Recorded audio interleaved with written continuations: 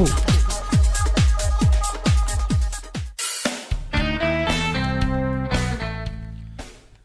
36 minutos pasaron de las 11 de la mañana, estás escuchando Radio Caput y como te decíamos hace un rato, estamos en comunicación telefónica con José Cornejo. Él es director de la agencia Paco Urondo, periodista, por supuesto. ¿Cómo estás? Juan Martín te saluda desde Radio Caput, me acompaña Luciano Gara. Juan Martín, ¿cómo estás? Luciano, ¿cómo están? Un gusto que me llamen para salir al aire. Bueno, no, es Lucía Nogara, no es Luciano. Claro, Luciano Gara. Claro. Es Lucía, espacio, Nogara, sí. Ha puesto una cara de uy, esta es la 35ª vez. No te preocupes, me pasa siempre. Lucía, así son estos tiempos, ¿eh? Estamos viviendo tiempos muy difíciles y uno tiende a confundir rápidamente. Bueno, estábamos conversando y analizando un poco las medidas, los anuncios de Sergio Massa, la situación en la que estamos, por supuesto, de cara a las elecciones de octubre y del bastante probable balotaje del 19 de noviembre, y también un poco la clave de comunicación de esas medidas, ¿no? Es decir, qué medidas tomar, cuándo tomarlas, de qué manera tomarlas, cómo comunicarlas, y analizando un poco si se está yendo por un buen camino o no, ¿no? Y entonces, bueno, queríamos capaz un poco, para empezar, preguntarte a vos cómo ves el escenario actual y qué pensás acerca de las medidas y de los anuncios que hizo Sergio Massa en las últimas horas, tratando de generar alivio, ¿no? A las personas después de esta devaluación que conocimos el día posterior a las PASO. Yo creo que pensémosla juntos, ¿no? Pero el punto de comunicación, yo creo que lo que pasó es que el resultado electoral fue un masazo, porque se preveía que iba a haber muchos votantes que no iban a votar a Unión por la Patria, al oficialismo, ni tampoco a la oposición, a Juntos por el Cambio, pero lo que no se previó es que eso, un gran porcentaje de ese descontento iba a ir a Javier Milei, de los radares, un número muy grande. El número de que los oficialistas vamos a sacar 4 o menos y 3 o 4 positivos en provincia estaba previamente, yo los números que tenían listos, pero no lo de Milei. Entonces me parece que lo que es sobre el escenario electoral de Milei un primer momento de mucha perplejidad, de mucho golpe muy grande para el oficialismo, porque, bueno, la verdad es que el programa de Milei, lo que él dice explícitamente, es realmente desopilante, ¿no? Y en ese marco, para peor, el gobierno tenía que terminar de cerrar el acuerdo del FMI, que también hace política. Como ustedes vieron, saben que a Mauricio Macri le prestaron $50.000 millones. Acá al gobierno nacional le estuvieron restringiendo el crédito en un escenario peligrosísimo que empezó a tener elementos de similitud con el préstamo que el FMI no le entregó, la cuota que no le entregó a Fernando de la Rúa hacia fines de 2001. Se empezó a generar una estética de esa similitud, al punto que el candidato presidencial de Unión por la Patria, el ministro de Economía, tuvo que viajar a Washington a terminar de cerrar ese proceso. El cierre tuvo de la mano de también una apuesta política del FMI de pedir un ajuste mayor. Entonces, al baldazo de agua fría del resultado electoral se sumó la devaluación controlada, si querés, pero sigue siendo una devaluación y un golpe muy grande de bolsillo que se dio los 2-3 días posteriores al resultado electoral, que en algunos casos, en el caso del dólar blue, el más volátil y más ilegal, adquirió casi devaluación del orden del 40%, 45%. Uh-huh. Ahora igual rebotó, volvió a bajar un poco. Me parece que lo que pasó a partir de este fin de semana con el regreso de Massa de Washington y con el crédito del FMI, lo que pasó es que hay empieza a haber recursos y una recuperación de la iniciativa.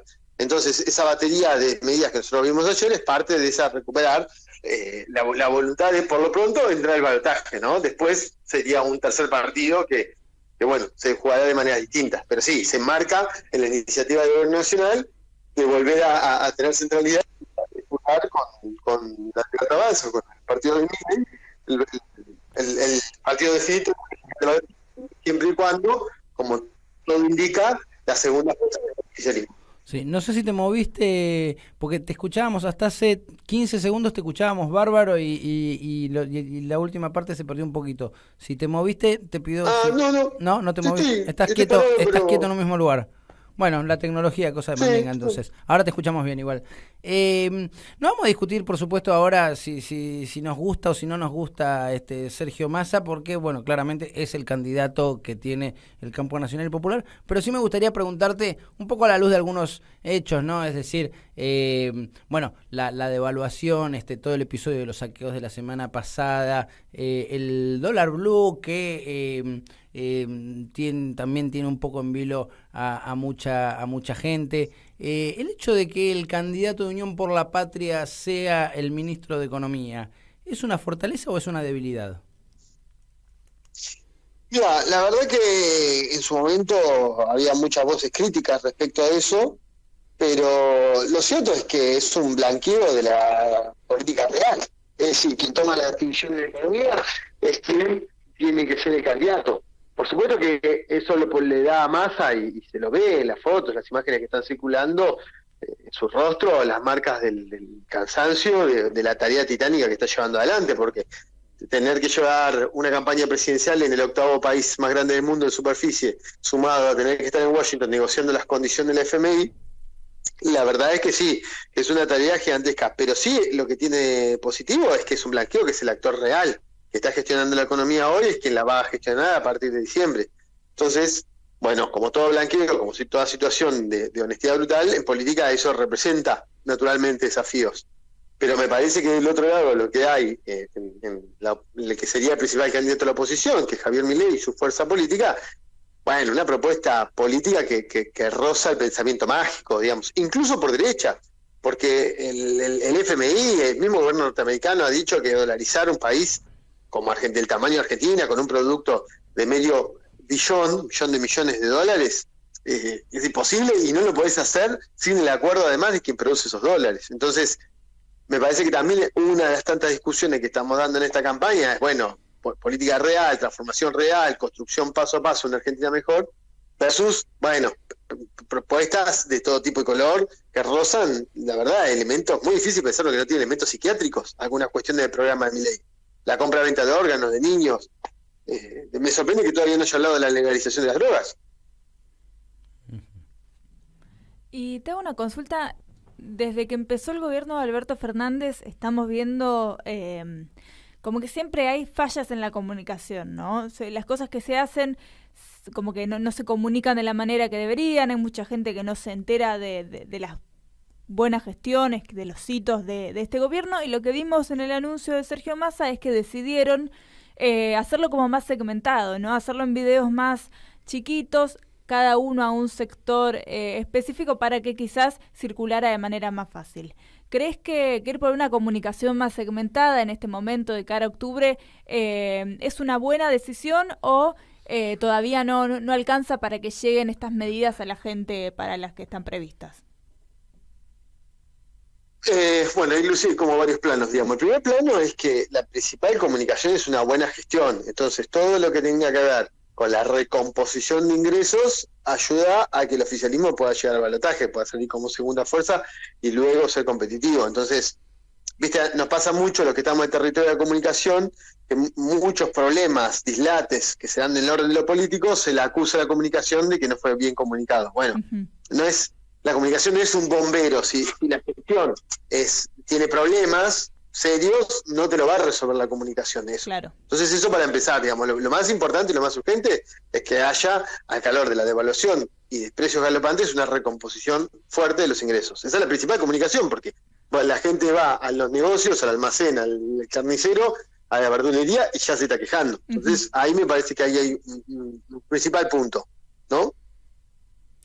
Y eso por un lado. Y después, con respecto a la comunicación, siempre se puede mejorar. El gobierno puede tener una política mucho más inteligente y focalizada en redes, como ha tenido la Libertad Avanza. Ahora, lo que me parece es que siempre el peronismo ha tenido una resistencia muy fuerte por parte de los medios hegemónicos. De ahí que algunos problemas que también se acusa a la comunicación del oficialismo no tienen que ver tanto con el oficialismo, sino que una correlación de fuerzas adversas que tiene la comunicación oficial respecto de del activismo opositor que tienen los medios hegemónicos, que casi por definición se enfrentan al gobierno, al menos desde el año 2008 hasta para acá. Es decir, en los últimos 15 años, los principales grupos de comunicación de Argentina han estado, como ellos mismos han dicho, haciendo periodismo de guerra respecto del oficialismo. Entonces me parece que ahí, por supuesto que se puede mejorar, que sea segmentado, habla de un salto, es un trabajo más inteligente, es un abordaje más inteligente de la comunicación, es usar las redes en la función que tienen que tener, pero siempre sabiendo que, bueno, primero está la gestión y después sabiendo que el mapa comunicacional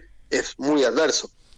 Igual ahí sí me parece que quiero hacer una llamadita al pie, que es que no está muy claro, empieza a haber un pequeño nivel de contradicción entre Clarín, La Nación y La Libertad Avanza. De hecho, han salido algunas notas muy duras específicas de La Nación contra el candidato de La Libertad Avanza, diciendo que Milei ha atacado el diario La Nación algunas veces, volvió a atacar el diario La Nación, esos titulares empiezan a aparecer. Hay algo de los medios locales y su relación con el mercado interno que empiezan a entender que Milei puede ponerlos en una situación económica mucho más crítica de la que ya transitan. Claro, claro.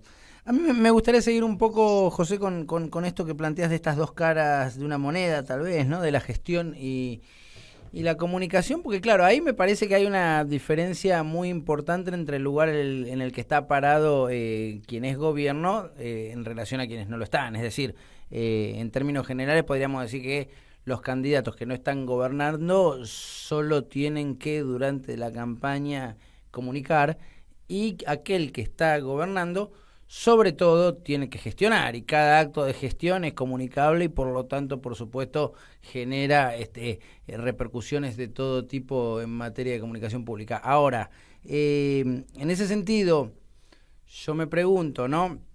Y poniendo capaz un poco como ejemplo las medidas que se tomaron que se tomaron este fin de semana, si uno tiene en cuenta que es altamente probable que Unión por la Patria pase al balotaje, ¿no? Por lo menos eso es lo que vienen analizando muchos desde los primeros días, y lo que también están diciendo las encuestas al día de hoy, ¿no? Es decir, Milei primero, Unión por la Patria segundo, Bullrich tercera. Y después la verdadera batalla muy, muy difícil va a ser la del 19 de noviembre, en un balotaje contra Milei. Entonces la pregunta que uno se hace, las medidas tendientes a cambiarle la vida a la gente, las medidas fuertes, la campaña fuerte, ¿hay que hacerla ahora? ¿Conviene, crees, esperar que pase el 22 de octubre y que se haga con posterioridad? Digo, apelando también a que muchas veces la sociedad argentina no se caracteriza en su conjunto por tener una memoria de hierro, a veces nos olvidamos de algunas cosas. Entonces digo, estaría bien especular con decir, bueno, ahora hay que ir tranquilitos, preparándonos para salir con aquellas medidas fuertes, digamos, el ancho de espadas, tirarlo en ese mes que hay después de las elecciones. Yo creo, Juan, que si hacemos eso no llegamos ni al balotaje. Mira, las PASO entiendo, claro, sí, entiendo, pero mira, la situación, varias cosas. Primero, la PASO genera, sí es una elección con las características que vos decís, digamos, mucha gente las PASO no vota, no te queda muy clara la importancia, son confusas. Solamente en la ciudad de La Plata los votantes se encontraron con 10 boletas de Unión por la Patria, porque tenían, acá en La Plata había 5 candidatos por el oficialismo nacional, ¿no? Sería la oposición platense. Pero 5 boletas, 5 candidatos locales, intendentes por el peronismo, pero cada una tenía a Massa o a Grabois como presidente. Es decir, que había 10 boletas de Unión por la Patria solamente en La Plata. Es cierto que las PASO tienen un elemento muy caótico. Ahora, yo creo que las generales sí son importantes, la gente va a votar, va a definir, va a participar mucha gente que estaba descontenta y no votó va a ir a votar, y eso hay que interpelarla. Y el principal elemento de interpelación al votante, para cuando uno es oficialismo, es la gestión. Entonces, toda la medida que se puedan dar para recomponer salarios en un momento muy castigado de bolsillo, donde ha habido algunos elementos críticos de la canasta alimentaria argentina, como la carne, que se han disparado muy violentamente, bueno, me parece que eso tiene que jugarlo a todo o nada. En esta etapa sí. Sí. Y además no sabés cuál va a ser el nivel de canibalización que va a ser el voto de la Libertad Avanza sobre el de Bullrich. Ujú. Se podría dar una estampida así, en ese sentido. Yo creo que no, pero se podría dar. Entonces, digamos, vos tenés que poner mucha fuerza porque en una situación de mucho desmadre, vos recién mencionabas el caso de los saqueos, en una situación de mucho desmadre podría llegar a ganar Milei en primera vuelta. Y bueno, no solo te iba a preguntar sobre el balotaje, pero también sobre octubre. Se está especulando quizás en algunos sectores que con que la suba de Milei, ¿no? Y los números de Milei en las PASO den un poco de miedo a algunos sectores de la sociedad y entonces hagan medio tripas corazón y voten en contra de Milei. ¿No pesa ahí también mucho el gran antiperonismo que hay en muchas personas? Quizás un votante de Larreta, ¿no? Que se cree que podría entre Milei y Massa votar a Massa para que no gane Milei. ¿No pesa más ahí el antiperonismo y quizás elegir un Milei para que el peronismo no vuelva a estar en el gobierno 4 años más? ¿Cuánto pesa ese factor? Mira, vamos a verlo cuando se den las generales. Está buena la pregunta. No lo sabemos, vamos a verlo cuando se den las generales. Sí, lo que hay es un cambio de clivaje, de parteaguas, de división. Todas las elecciones, hasta esta, siempre estuvieron marcadas por esto que vos decís, Lucía, y que además era todavía más sintético. Era cuál era tu vínculo con Cristina Fernández de Kirchner. Uh-huh. Ese era el parteaguas en todas las elecciones pasadas, incluyendo la de 2015, la de Scioli candidato. Ahora, me parece que en esta cambió, me parece que acá el parteaguas se ha transformado, o pareciera que el parteaguas se transformó, bueno, lo decíamos también, es Milei mismo. Entonces, en ese marco, yo creo que incluso sectores que son muy conservadores o muy antiperonistas, bueno, la figura de Milei es un personaje muy complejo. Uh-huh. y que la gente que presta atención a su programa razonablemente podría, si no votar a favor del peronismo, al menos no votarlo a Milei, que ya es un elemento que yo creo que es positivo. Claro. Y voy un poquito más allá. Apareció Guillermo Moreno interpelando a los radicales a que se sumen a un proyecto, este proyecto que Massa planteaba como una gran, no me acuerdo ahora el término que usó, ¿no? Pero una gran alianza de todos los argentinos y argentinas en defensa de la patria. Apareció también Leopoldo Moró, de algún modo aprovechando, ¿no? su base, sus raíces radicales para decir, bueno, que el radicalismo se sume. ¿Crees que eso puede llegar a rendir frutos? Digo, ¿te imaginás sectores del radicalismo que durante los últimos 20 años, ¿no? Han estado enfrentados a el pankirchnerismo, por decirlo de algún modo, sumándose a una propuesta? No sé cuánto existe, porque en las provincias, en el interior de la provincia de Buenos Aires, en algunas provincias interiores, el radicalismo sigue siendo muy fuerte. No sé en la región metropolitana, en el Gran Rosario, cuál es el peso, en el mismo Córdoba, cuál es el peso de los grandes núcleos del radicalismo. Sí me parece que hay gente que no es peronista o que incluso tiene críticas hasta legítimas contra la figura de Cristina Fernández de Kirchner, que sí, que está muy espantada en torno a lo que es el programa de Milei. Lo de Milei es un fenómeno muy extraño, que no expresa con claridad a las clases altas argentinas. De hecho, yo diría que si con los poquitos estudios que hay dando vueltas, los artículos que están circulando, no es expresión de los sectores académicos o universitarios, digamos, antiperonistas. No es la tradicional pensamiento gorila que nosotros nos imaginamos. De hecho, hay unos informes muy buenos que encuentran en Milei dos núcleos. Un núcleo de un sector juvenil de clase media, pero que no encuentra ingresos que le permita vivir acorde a su horizonte de expectativas, ¿no? Uh-huh. Hay un sector de clase media con cierto nivel de frustración o alimentado de expectativas en torno a, no sé, viajar a Europa una vez por año, que se siente muy frustrado, que pivotea ese universo de streamers, traders y la bolsa y las criptomonedas. Ese es un grupo. Y después hay otro que podría ser un sector tradicionalmente más gorila. Pero después hay un sector muy grande del sector de la Libertad Avanza, que son los monotributistas, sectores de trabajadores, de clase trabajadora, que no logran insertarse en el esquema formal y que no ven cuál es el sentido de la existencia de un Estado que intenta regular la vida laboral solo en términos de problemáticas. Uh-huh. Entonces, ese sector es un sector que el peronismo podría recuperar, digamos. Entonces, y no necesariamente tampoco genera empatía con sectores tradicionales de clase media alta. Me parece que puede generarse un escenario acá muy loco, en el caso de Milei, donde los sectores de la economía más asentados terminen votando en contra de Milei. Y a favor de Milei, sectores más desclasados. ¿Qué es lo que lo llevó a, por ejemplo, a Mayra Arena a decir que por ahí veían a Milei un nuevo Perón o algo similar? No quiero adjudicarle a la pobre Mayra definiciones que no son de ella, pero ella trajo una idea de que en sectores humildes Milei podría ser pensado como un nuevo Perón. Es en el sentido de sectores que la economía formal no absorbe, que están muy castigados de hace muchos años y que no entienden cuál es la función del Estado, ¿viste? Entonces, al final, los que defienden el Estado termina siendo un sector en relación a ello privilegiado. Y es el sector que Milei expresa y que yo creo que es un sector que el peronismo, si lograra insertar con la economía real, podría convocarlos. Clarísimo. Joe Cornejo, para terminar, te pregunto en otro orden de ideas, ¿no? ¿Cómo anda la Paco Urondo?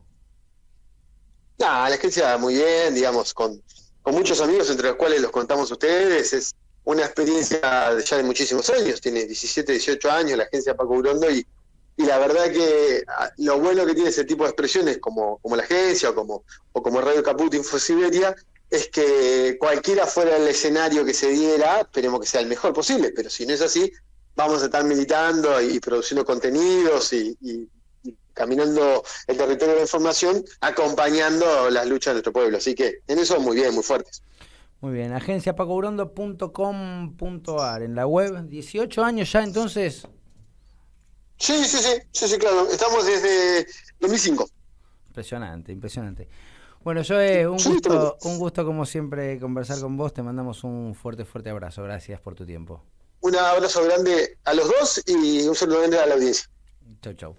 Muy bien, hablábamos entonces con Joe Cornejo, director de la agencia Paco Urondo, agenciapacourondo.com.ar. Lucía. Y ahora nos vamos a escuchar a Tame Impala haciendo The Less I Know The Better.